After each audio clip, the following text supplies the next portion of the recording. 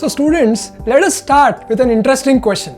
Suppose if I ask you to shoot an arrow towards a rectangular region. Okay, that's your target. Rectangular region is your target. And inside the rectangular region there is a circle. So let me tell you the dimension of the rectangle. The length is 3 meters and the breadth is 2 meters. And inside that rectangular region there is a circle having the diameter 1 meter. Now, if I ask you what is the probability that the arrow which you are shooting hits inside the circle? When you are allowed to shoot towards the rectangular region, what is the probability that the arrow hits inside the circle? So, how you will find the probability? Now, you may be wondering, sir, generally probability is the number of favorable outcomes upon the total number of outcomes. But here, what are the favorable outcomes? What is the total number of outcomes here?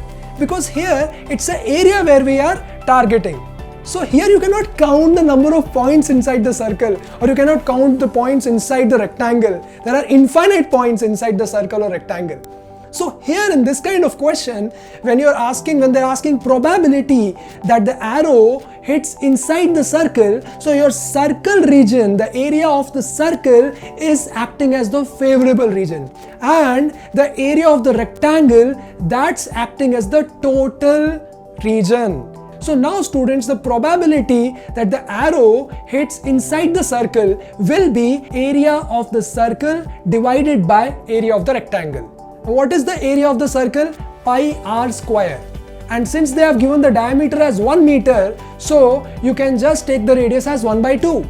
So it will be pi into 1 by 2 whole square.